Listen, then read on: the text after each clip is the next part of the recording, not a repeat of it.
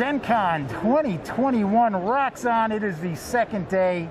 And once again, I have the pleasure of talking with Rick Meints from one of my favorite companies of all time, Chaosium Inc. Thank you, Jeff. Good to see you. It's great to be at a convention in person, and it's hard to believe it's been over 2 years since we last talked. No, it's crazy. I walked in the door here Wednesday, and I was like, my gosh, I haven't been back here in so long. It felt longer than actually 2 years. Right, yeah. So there's a lot going on with Chaosium. There's some big items that are out. I know there's something that just came out today that I am going to talk with someone else about. But, of course, Chaosium is the home of Call of Cthulhu. It is the role-playing game that I've run for over 4 decades, or about 4 decades. Well, it's our 40th anniversary this year. Right. So, yeah, and I bought it when it came out. I played it about a few months after it came out, so right there with it. We were a little bit younger, thinner, and a little bit more hair back then, but oh yeah. I still got hair, but yeah, the rest is yeah. So, what's cooking that's relatively new for Call of Cthulhu? Well, we only a few months ago had Children of Fear, our newest large campaign, come out. Yeah, we reviewed 1920s, Asia, wonderful, deep, immersive setting, lots of mystery in there, and we think it's going to just be the next in a long line of classic campaigns we've had come out. Yeah, that was something that, in fact, Sammy Uhas, who does a lot of my RPG reviews. I love RPGs, but there's so many of them, I can't review everything. She loved it. She thought it was fantastic. Yeah, Lynn Hardy and the rest of the team, including Mike Mason and many other authors and artists, they did a wonderful job. It's some of the best art we have ever had in one of the Call of Cthulhu books. Well, that's one thing that I like to point out to people, too, is with the latest edition of Call of Cthulhu, it's all full color, hardcover glossy pages.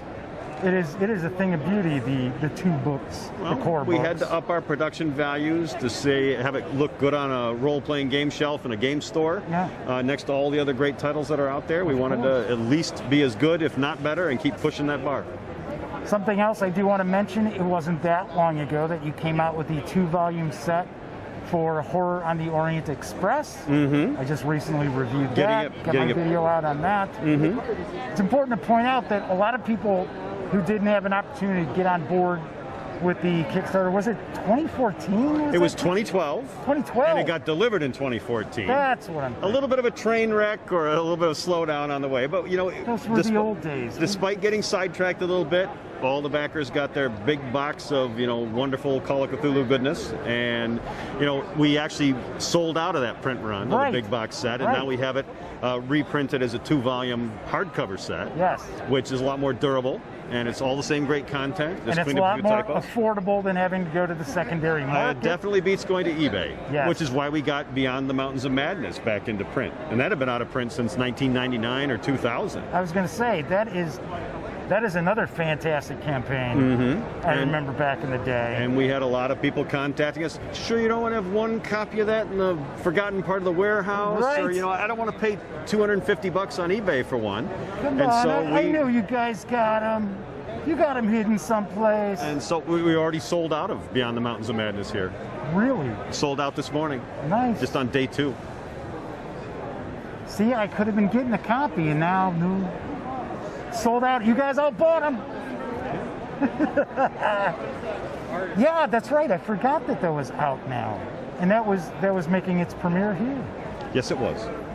So what else is cooking with CFC? Well, we have the Malleus Monstrorum, a 2-volume slipcase set of the deities and the main monsters of the mythos. Kind of a bestiary, sort of. Yeah, and definitely. And it's also got a keeper deck, a larger size keeper deck of all the monsters, quick reference, stats on one side, picture on the other. And that's been a really good seller here at the convention. I hadn't seen that. Well, we'll have to show you a copy after we will shoot some B-roll, too. So we got that. And so, and just another solo adventure, Alone Against the Tide, just adding yet another chance to try a game on your own, get used to the system, pass it around to other gamers in your group, let them try it on their own. And it's a really good way of introducing new people without having to have a gaming group to sit down with. Sure, right. Now, one thing I tell people all the time, because it's very interesting, especially even this convention. I've just been talking to people just, wherever, gamers. And they're like, oh, I play this role-playing game, and I'll say, oh, yeah, I've run Call of Cthulhu forever. And every time they'll say, I've always wanted to play that game. I've always wanted to play that game. And I said, well, why don't you play it? And they said, well, because I always hear all your investigators get killed. And I'm like, it doesn't have to be that way. Well, that's why we have Pulp Cthulhu. Right. With the options to make you a lot tougher, and characters last a lot longer. They don't go insane as quickly. And if that's your style of play, if you want to include it, you can have special powers. I could be the Shadow if I wanted. Sure. Or Dark Savage level of power. Or the Spider. Mm-hmm. And so there's a lot of ways you can play it. Yeah. But in the end, any game where, because we're running demos and ongoing sessions just down the hall in room 140 here at Gen Con, and we have people come back after playing in a game, and I always try to ask them, how did it go and what'd you think? And any game where they come back and said, I went insane and then I died and it was awesome. Right. And they're features, not bugs. Sure, right. That's just wonderful to always hear. Just like I know normally Goodman Games will run some of their Dungeon Crawl classics, just like one-shot stuff where characters just drop. Just meat grinder. Yes. Yeah. Yeah, it's right into the meat I think they call it grinder. the funnel. Yeah, it's a funnel adventure. And so I would say, we have something kind of sort of similar in terms of there is some character turnover, but that's why we give you extra pre-gen characters in a lot of our supplements. Right. So it's easy if a character does need to get replaced, you can do it really quickly. Right. What else is cooking with Call of Cthulhu? Well, because of the 40th anniversary, we sold out, unfortunately, of our 40th anniversary Leatherette Deluxe rule book. Okay. It's a lovely Leatherette dust jacket. It's an embossed front, and it has 32 extra pages of material, including the haunting scenario, which used to be in the rule book. Now it's back. The classic. And retrospectives from Sandy Peterson, some of the other original people, play testers, and so on, just talking about their time with Call of Cthulhu. Sure. And so it's just a lovely anniversary edition of the rule book. And the production quality is just top. And it's a collector's item. Yes, it is. Of course. And unfortunately, the collectors all bought it out on first day of the convention. Well, we hope to have some more here tomorrow. Oh, really? Okay. And it'll also be available after the con on our website and other things. It's just the start, but it's a great start. Anything on the horizon that you're able to talk about?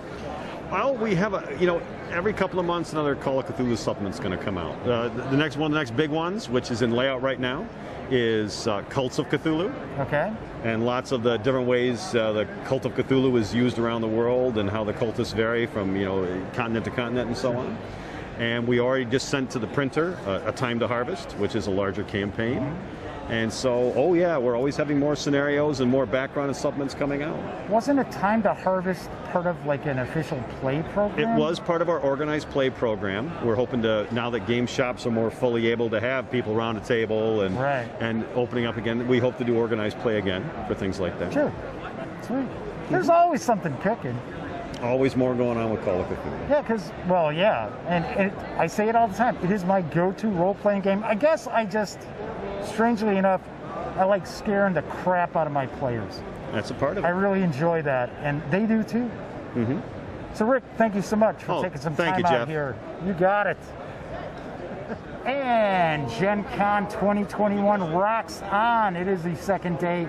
I'm still here at the Chaosium booth, and now I have an opportunity to speak with Jeff Richard about some developments with RuneQuest, including a big release here at the show, which I got to be honest, I didn't realize it was coming out here at the show.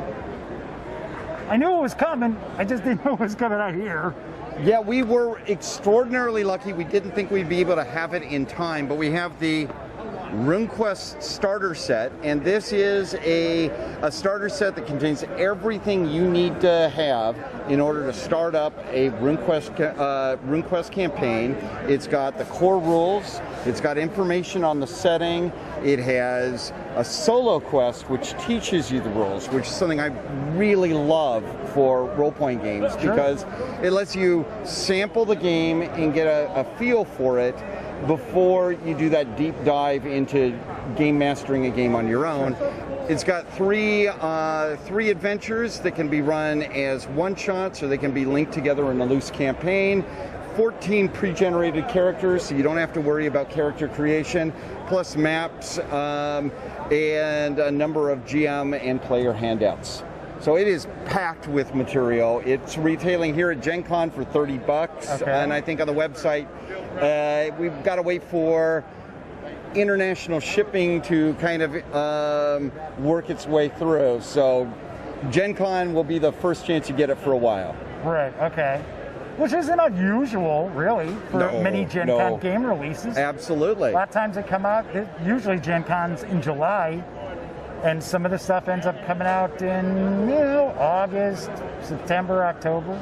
Yep. So it's nothing different. And we are just really proud of this particular game because it is a way. Glorantha is an incredibly deep and broad setting, and this is a way, if you know nothing about it, for you to go in and go in nice and easy, and by the time you've gone through this, you actually got a pretty good handle on some of the big themes within the setting and the game. So that just has us really exciting. The whole team did a fantastic job on this. And for folks who aren't maybe overly familiar with RuneQuest, it is essentially, it's a Bronze Age fantasy role-playing game. It's much grittier. Yes, you are. Combat is much more realistic than what you're probably used to in, say, D&D or Pathfinder. I mean, there's magic, but it's not like everybody's got some magic stuff. And what I love about it is it means that when you have combat in RuneQuest, every combat is exciting because it could be your last. Right. You can easily one-shot somebody. Absolutely. Critical hit them and they're gone. And what I love about that is that means that people really they think carefully about combat. They look for ways maybe around the combat, and when there's no way around it, you grit your teeth and you gotta do it. See what happens. And it absolutely love it as a game system. It inspired Call of Cthulhu. It inspired Stormbringer. It is a fantastic game. Didn't it come out, was it 79? 78, if you can 78? believe that. Okay. Yes. So it's one of like AD&D, it's one of the first generations of role-playing games.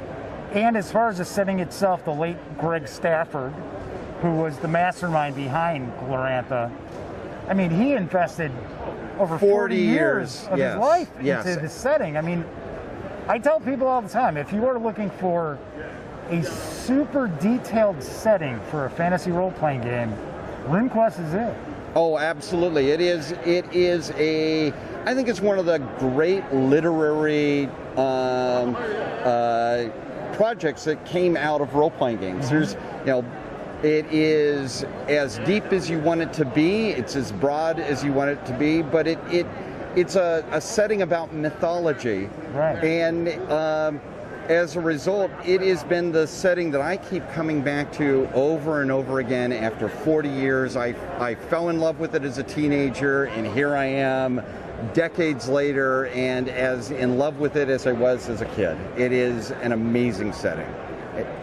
I remember I picked up, and I love how it's in the 1-inch box, this starter set, like the classic releases from Chaosium. I love box sets. And one of the things is now that printing technology has changed and we can start doing box sets again. That is something I want to be doing a lot more at Chaosium. Sure. So, absolutely love that. Other thing I would mention about RuneQuest, now, correct me if I'm wrong, and I might be. Wasn't Greg Stafford originally, all the work he did into Glorantha, wasn't he planning on writing like a series of novels? Yes, he was. He had been working before he died, and we still have the not entirely completed manuscripts, but we have a series of novels which is about a young man who goes through his initiation and gets caught up in the big cataclysmic wars and mythological battles that change the setting itself. And really fantastic stuff, which hopefully we will eventually be able to complete. But this is one of the unfortunate one of the many sad things about Greg passing away is some projects were further ahead than others. Sure. So. Any other developments with RuneQuest outside the starter set? Yes. So next year, we will, at next Gen Con, we will finally have the 2-volume Cults book. Okay. And so this has been what I've been working on as my primary project for the last 3 years. It is 100 RuneQuest Cults with all the mythologies, the history, the special spells, the various abilities, all put together. And the book itself tells the entire mythological story of the setting. Okay. So it's illustrated by Loic Mouzy, who did the Call of Cthulhu covers. Mm-hmm. So it's got over 170 pieces by Loic, and Wow. yes, and that is something I'm super excited about having out. That's very cool. Kind of shifting gears back to the starter set. Oops. One thing I want to mention that I should have before, that was a terrible segue. I loved the Call of Cthulhu starter set. I mean, it was right there, in my opinion, with the first 5th edition D&D starter set, Yes. which was great. I'm guessing this is also going to be right up there with the Call of Cthulhu starter set. I think since I worked on both projects, Oh, what it's I like better to, then. It is actually. I actually think it is better. It is what we did is the Call of Cthulhu starter set is an amazing package. Yes. But every time you do something, you learn how you can, what you could do even more of. And what we tried to do in this one is put even more material in it, have more playable content, and more content that is just more useful to a new GM, as well as enough material in that if you're already familiar somewhat with RuneQuest, you're going to want to get it anyways. So I think this is, and the art is absolutely first rate on it. Great. Jeff, any other final thoughts you want to share about RuneQuest with the audience?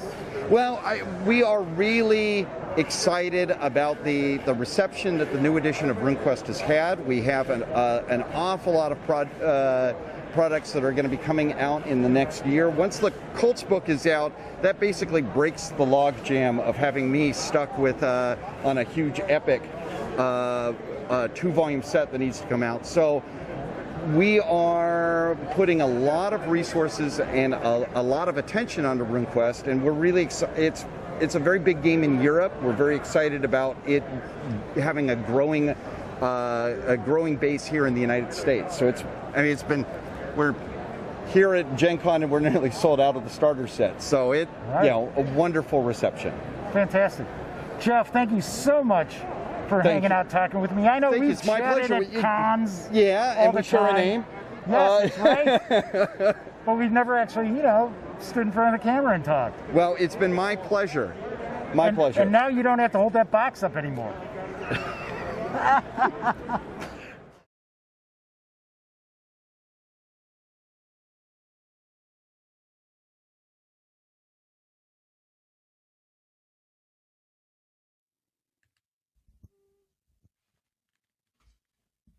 Oh, you're still here. Well, while you're kicking it, how about subscribing to the Gaming Gang channel? Or seeing the latest episode of the Gaming Gang Dispatch? Or finding out what YouTube recommends you check out here at my channel? And of course, don't forget, get your geek on at thegaminggang.com.